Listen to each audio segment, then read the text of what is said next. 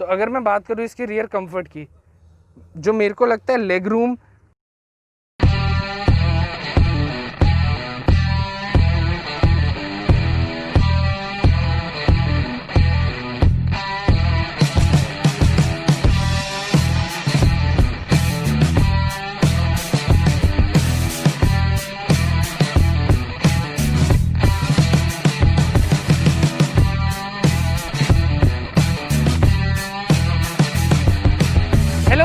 Welcome to burnout. तो आज हम बात करने वाले हैं होंडा अमेज ऑटोमेटिक BS6 2020 के बारे में। तो शुरू करने से पहले मैं आपको बोलूँगा don't forget to subscribe and please press the bell icon कि आपके पास सबसे पहले नोटिफिकेशन आ सके। तो आइए शुरू करते हैं। हम शुरू करेंगे इसकी की से। इसकी की ऑलमोस्ट हर गाड़ी की तरह सेम होती है, लॉक अनलॉक और बूट खोलने के लिए। तो अब हम आएंगे इसकी लुक पे। इसकी लुक है काफ़ी बल्की लुक है और पहले से इसको थोड़ा स्पोर्टी बनाने की कोशिश करी गई है, क्योंकि जो गाड़ी की फ्रंट बॉडी है इसको आप देख सकते हैं नीचे स्किप प्लेट दी गई है, होंडा की बैजिंग और जो होंडा की ग्रिल है आप कह सकते हैं वो काफ़ी अच्छी है और ये जो क्रोम फिनिशिंग जा रही है ये सिटी की तरह काफ़ी दी गई है। तो अब हम आएंगे इसके इंजन बे पे।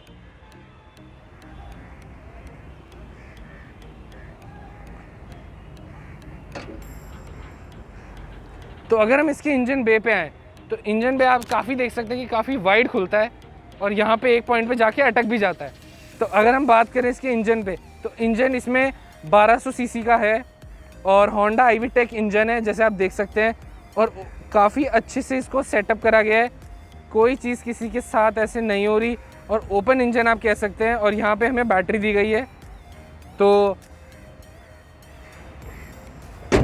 अब हम इसकी लाइट्स पे आते हैं। अगर हम इसकी लाइट्स की बात करें तो हमें यहाँ पे DRLs मिलते हैं, डे टाइम रनिंग लाइट्स, और हमें हाइलोजन बल्ब्स मिलते हैं और यहाँ पे टर्न इंडिकेटर्स के लिए। और अगर हम थोड़ा और नीचे आएँ तो जो इसकी फॉग लैंप है, फॉग लैंप को काफ़ी अच्छे से फिक्स करा गया है और ये भी हमें हाइलोजन मिलता है, हमें वाइट लाइट नहीं मिलती।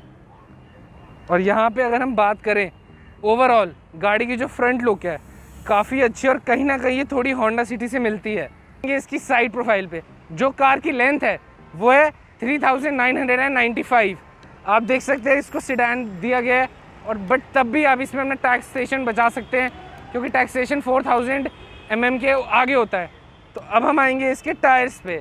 जो इसका टायर का साइज़ है, MRF के इसमें टायर्स हैं, 15 इंचेस अलॉय हमें मिलता है और जो एक्चुअल टायर का साइज़ है वो 175/65 R15। और अगर हम देखें तो क्रोम फिनिशिंग में या सिल्वर फिनिशिंग में हमें टायर दिए गए हैं और फ्रंट में हमें डिस्क ब्रेक्स मिलती हैं और रियर में हमें ड्रम ब्रेक्स मिलती हैं। और जो कार की ग्राउंड क्लियरेंस है 170 mm है। और अगर हम इसके ORVMs की बात करें तो ORVMs पे हमें टर्न इंडिकेटर्स मिलते हैं और काफ़ी इसकी लुक अच्छी करी है। और जो इसके डोर हैंडल्स हैं हमें इसमें टच सेंसर्स मिलते हैं, अगर हम ऐसे करेंगे फिक्स तो कार ओपन हो जाती है और यहाँ से हम कार लॉक कर सकते हैं। तो जो कार की बैक प्रोफाइल है वो काफ़ी अच्छी है, आपको लग रहा होगा कि काफ़ी बल्की लुक दे रही है। तो टॉप पे हमें मिलते हैं, अगर आप देखें शार्क फिन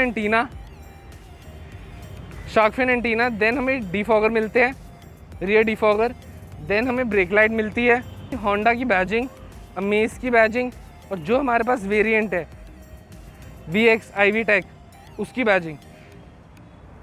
तो अगर हम आएंगे इसके हल्का से नंबर प्लेट की थोड़ा ऊपर तो हमें रिवर्स कैमरा मिलता है और हमें पार्किंग सेंसर्स मिलते हैं 4। तो अब हम आएंगे इसकी लाइट्स पे। जो कार की लाइट्स है वो काफ़ी कहीं ना कहीं थोड़ा सा सिविक की तरह कोशिश करी गई है बट ज़्यादा सिमिलर नहीं है। अगर हम बात करें तो कोशिश करी गई है कि इसको अच्छी सी लुक दी जाए या कुछ। और ये ब्रेक लाइट है, यहाँ turn indicators and this is for reverse. अब हम आते हैं इस कार की बूट स्पेस पे। तो आप देख सकते हैं ये ओपन है, कोई इसमें इंसुलेशन या कुछ टाइप की नहीं दी गई, सारी वायरिंग्स ओपनली है। तो अगर हम इसके बूट स्पेस पे आएँ तो बूट स्पेस इसमें 450 लीटर्स की बूट स्पेस है और इसमें काफ़ी अच्छा हम सामान रख सकते हैं, लगेजेस भी। बट मेरे अकॉर्डिंग इसमें एक इशू रहेगा कि ये जो हम्प है तो लगेज को उठाने में थोड़ी सी प्रॉब्लम हो सकती है। तो अब हम आएंगे इसके हमें स्टील टायर मिलता है और हमें एक 14 इंचेस का एक साइज़ छोटा मिलता है जैसा आप देख सकते हैं MRF का। तो हमें यहाँ साइड में टूल किट भी मिलती है। तो अब हम चलते हैं इसके रियर कंफर्ट पे।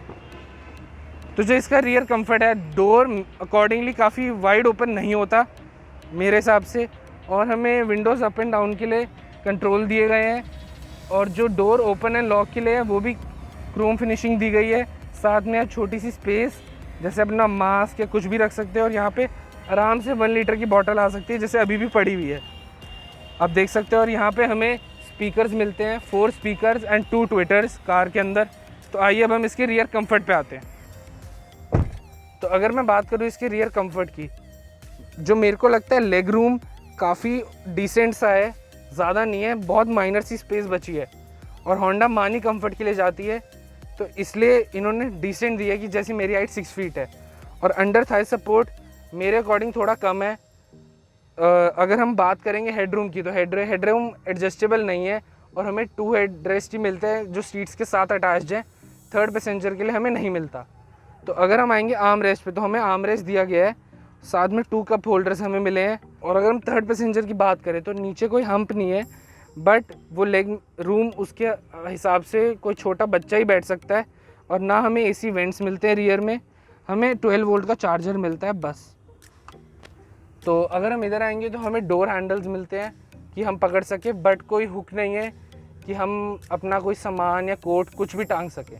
तो अब हम चलते हैं इसके फ्रंट डोर्स पे एंड फ्रंट कंफर्ट पे। तो अगर हम डोर्स पे हैं तो डोर्स पे हमें ब्लैक पियानो फिनिशिंग दी गई है, साथ में हमें सिल्वर के लिए डोर हैंडल्स दिए गए हैं। और अगर हम इसके कंट्रोल्स पे हैं तो जो कंट्रोल्स हैं हमें 4 विंडोज़ के लिए दिए हैं, और driver side auto up and down है, और लॉक अनलॉक के लिए भी हमें कंट्रोल्स दिए गए हैं। और यहाँ पे ORVM कंट्रोल्स हम कर सकते हैं अंदर से ही सारे, और ऑटोमेटिकली फोल्डेबल। अब जैसे मैं प्रेस करूँगा तो फोल्ड हो जाएंगे, और रिलीज़ करूँगा तो नहीं होंगे, ओपन हो जाएंगे। और यहाँ से छोटी हमें पॉकेट स्पेस दी गई है। अगर हम थोड़ा और नीचे आए तो यहाँ पे हमें कुछ स्पेस दी गई है अपना सामान रखने के लिए, और आराम से 1 लीटर की बोतल आ सकती है। और यहाँ पे आगे हमें स्पीकर दिया गया है, कुछ ज़्यादा डिज़ाइन नहीं करा, बट बेसिक भी काफ़ी अच्छा लग रहा है इस कार पे। और अगर हम आएंगे इसकी सीट्स पे, जो सीट्स है वो 6 वे एडजस्टेबल है, आप देख सकते हैं। यहाँ हम अपनी हेडलाइट्स कंट्रोल कर सकते हैं कितनी उसमें रखना है, और यहाँ पे हमें पुश बटन है ये जैसे कार, तो हमें राइट साइड दिया गया है इंजन स्टार्ट एंड स्टॉप के लिए। तो अब हम आते हैं इसके इंटीरियर पे। तो पुश बटन से हम ब्रेक पे पेडल रख के हम कार स्टार्ट करेंगे। तो अगर हम आए इसके इंस्ट्रूमेंटल क्लस्टर पे, तो इसका काफ़ी बेसिक है, पियानो फिनिशिंग देने की कोशिश करी गई है अगर आप देखें तो। और जहाँ पे यहाँ P लिखा है, अगर हम गियर चेंज करेंगे तो यहाँ पे RNDS आएगा। तो अगर मैं बताऊँ आपके यहाँ, जैसे अगर जहाँ ट्रिप A लिखा है वहाँ पे ट्रिप B आ जाएगा, देन आपको सिर्फ टाइम दिखेगा, आप अपनी चेंजेस कर सकते हैं। देन ऊपर लिखा है कि कार टोटल कितनी चली है, और यहाँ पे हमें रेंज आएगी कि कार कितनी और चलेगी। देन एवरेज की कार की एवरेज दे रही है। तो जो इसका स्टीयरिंग है उसमें हम वॉल्यूम अप एंड डाउन कर सकते हैं, साथ में हम चेंज कर सकते हैं कोई भी ऑडियो है कुछ, कॉल डिक्लाइन करने के लिए एंड कॉल एक्सेप्ट करने के लिए, ये AI है। और अगर हम इसका देखें तो ये एसेसरीज़ में लगा हुआ है मेरे हिसाब से। और स्टीयरिंग का डिज़ाइन काफ़ी अच्छा गया है। इसमें एक चीज़ है जो मुझे अच्छी लगी कि इसमें पैडल शिफ्टर्स हमें मिलते हैं, साथ में स्पोर्ट्स मोड भी मिलता है इस कार के अंदर। आप देखें तो लेफ़्ट साइड हमें माइनस का मिलता है और राइट साइड हमें प्लस का मिलता है। तो अगर हम आएंगे इसके इंटीरियर पे, आप इंटीरियर पे हमें देख सकते हैं कि जो इसका इंफोटेनमेंट सिस्टम है ये सिमिलर है ऑलमोस्ट WRV, होंडा सिटी या किसी से और जैज़ से, उसमें हमने एक्सप्लेन करा हुआ है, आप देख सकते हैं वो वाली वीडियोस भी हमारी। यहाँ से हम वॉल्यूम अप एंड डाउन कर सकते हैं, यहाँ से बैक कर सकते हैं हम, controls, connectivity, Bluetooth, phone, audio settings. And अगर हम, तो ये बेसिक था, और उसके बाद यहाँ से हम ऑफ भी कर सकते हैं अपना और ऑन भी कर सकते हैं। अगर हम इसके AC कंट्रोल्स में आए तो AC कंट्रोल्स ऑटोमेटिक है, auto climate control, rear front defogger, rear defogger modes हमें मिलते हैं। एंड यहाँ से हम इंक्रीज डिक्रीज़ कर सकते हैं टेम्परेचर, और यहाँ फ़ैन स्पीड हम इंक्रीज डिक्रीज़ कर सकते हैं। तो अगर हम और थोड़ा नीचे आएँ तो हम यहाँ अपना कोई सामान भी रख सकते हैं, और यहाँ हमें 12 वोल्ट का चार्जर मिलता है, एंड 2 हमें USB पोर्ट्स मिलते हैं फ़ोन चार्ज करने के लिए या ऑक्स से कनेक्ट करने के लिए। तो अगर मैं इसके गियर पे बात करूँ तो जो इसका गियर है इसमें हमें पियानो ब्लैक फिनिशिंग मिलती है, साइड में हमें क्रोम फिनिशिंग दी है, जो इसकी लुक इन्हांस करता है। और जो इसमें सबसे अच्छी बात है जो मैंने आपको बताया, स्पोर्ट्स मोड मिलता है हमें। और अगर हम थोड़ा और पीछे हैं तो यहाँ हमें हैंड ब्रेक मिलती है। और अगर हम आर्म रेस्ट की बात करें तो आर्म रेस्ट काफ़ी छोटा है और जो स्पेस है वो भी कम है अगर अकॉर्डिंगली मैं आपने बताऊँ तो। बट ये आर्म रेस्ट मूवेबल है, आप देख सकते हैं, बट बहुत कम ही मूवेबल है, बहुत स्लाइटली आप देख सकते हैं जैसे तो अगर मैं आऊँ, हमें day and night rear view mirror मिलता है, हमें मैनुअली कंट्रोल करना पड़ता है इसको भी। और अगर हम इसके सनशेड पे आए तो यहाँ पे हमें ना टिकट होल्डर मिलता है, ना ही हमें वैनिटी मिरर मिलता है। और पैसेंजर साइड अगर हम आते हैं तो हमें इसमें वैनिटी मिरर मिलता है, बट कोई हमें लाइट नहीं मिलती। तो आइए अब हम चलते हैं इसकी ड्राइव पे। तो अगर हम इसकी ड्राइव पे चलेंगे तो अब देख रहे हैं जैसे कार अभी जस्ट पिक कर रही है। मेरे हिसाब से अभी जितना मेरे को लगा कि कार में कोई नॉइज़ नहीं है, अगर हम वैसे बात करें तो बहुत साइलेंट कार है। तो अब जैसे टर्निंग रेडियस भी इसका काफ़ी अच्छा है। और जो इस कार की एवरेज है, वो कार जो कंपनी क्लेम करती है वो 18.3 की एवरेज क्लेम करती है, बट जो कस्टमर फीडबैक है वो 13 या 14 तक की है हाईवेज़ पे, और सिटी में 10 to 11 की अगर हम बात कर सकते हैं। और जो ये पावर प्रोड्यूस करती है ये 88.76 एट 6000 RPM ये BHP प्रोड्यूस करती है। और जो ये टॉर्क प्रोड्यूस करती है, ये टॉर्क प्रोड्यूस करती है 110 Nm का टॉर्क एट 4800 RPM। और जो इसकी फ्यूल टैंक कैपेसिटी है वो 35 लीटर्स की है। और जो इसकी एवरेज कॉस्ट है 5 ईयर्स की वो है 3820 रुपीज़ ओनली। अगर हम बात करें 5 ईयर्स की एवरेज कॉस्ट की कितनी जाती है।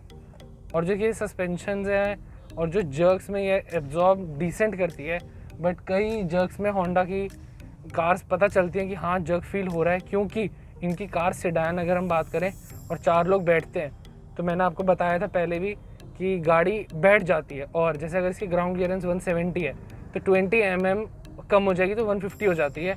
और जो स्पीड ब्रेकर्स या कुछ आते हैं तो उस पर ज़्यादा फील होते हैं इसके जर्क्स, तो इसके जर्क्स काफ़ी फील होते हैं। अगर हम बात करें इसकी टर्निंग रेडियस की वो है 4.7 मीटर्स। और इसकी जो टॉप स्पीड है वो 140 टॉप स्पीड है जो कंपनी क्लेम करती है। ऑल्दो मीटर 180 का है, बट 0 to 100 जो ये पहुंचती है वो ये पहुंचती है 15 सेकंड्स में। काफ़ी स्लो आप कह सकते हो या कुछ, बट इसका स्पोर्ट्स मोड में जल्दी हो जाएगा, अप्रॉक्स 8 to 10 सेकंड्स तक हो जाता है। और अगर मैं इसकी बात करूं सेफ्टी फीचर्स के लिए, तो सेफ्टी फीचर्स में हमें इसमें एंटी लॉकिंग ब्रेक सिस्टम मिलता है, सेंटर लॉकिंग मिलती है, पावर डोर लॉक्स मिलते हैं, 2 एयर बैग्स मिलते हैं जैसे driver and co-driver side. और हमें इंजन मोबिलाइजेशन मिलता है, EBS EBD engine check alarm हमें मिलता है। और बेसिक तो हमें यही था। आइसोफिक सीट्स भी मिलती है हमें इसमें। और जो सिस्टम है इस 7 इंचेस का हमें टच स्क्रीन सिस्टम मिलता है, जैसे आप देख सकते हो होंडा आ गया लिखा हुआ। और एंड्रॉयड ऑटो और एप्पल कारप्ले भी इसमें हमें मिलता है। तो ऑल इन ऑल अगर मैं इसकी ड्राइविंग कंफर्ट की बात करूँ या ये जो सस्पेंशन या ब्रेकिंग जो है, इसकी ब्रेकिंग भी हम बात कर सकते हैं काफ़ी अच्छी है। अगर मैं ऑल दो बात करूँ तो जैसे आप देख सकते हैं इसका स्टीयरिंग भी काफ़ी अकॉर्डिंग मेरे लिए काफ़ी लाइट है। और सिटी ड्राइविंग के हिसाब से ऑटोमेटिक कार्स ही हमें प्रेफर करनी चाहिए कि सिटी ड्राइविंग में हमें वो भी ईजी टू एक्सेस रहता है, जैसे ट्रैफिक कंडीशंस होती हैं या वेदर क्लाइमेट चेंज या कुछ। क्योंकि कईयों को मैनुअल कार मानसून सीज़न में प्रॉब्लम होती है चलाने के लिए, जैसे बारिशों में या कुछ, तो ऑटोमेटिक थोड़ी बेटर है। और हाईवे पे भी इसकी परफॉर्मेंस काफ़ी अच्छी है जो कस्टमर फीडबैक है। और पर्सनली मैं भी कार 2-3 आवर से चला रहा हूँ। और इसका जो कंफर्ट है, सीट कंफर्ट हम बात कर सकते हैं। रियर तो बेसिक है अगर मैं बात करूँ तो, बट जो ड्राइविंग कंफर्ट है, ड्राइविंग प्लेजर है, वो मुझे इस कार में मिला है और काफ़ी कम कार्स में हमें मिलता है अगर हम ऑटोमेटिक ट्रांसमिशन की बात करें तो। ऑल इन ऑल मुझे कार अच्छी लगी अपने सेगमेंट के हिसाब से। अगर हम इसका कंपैरिजन किसी और से कार से देखते हैं तो, क्योंकि होंडा कंफर्टेबल कार्स बनाती है। और अगर आपको हमारी वीडियो पसंद आई हो तो don't forget to like, subscribe and share. So thank you.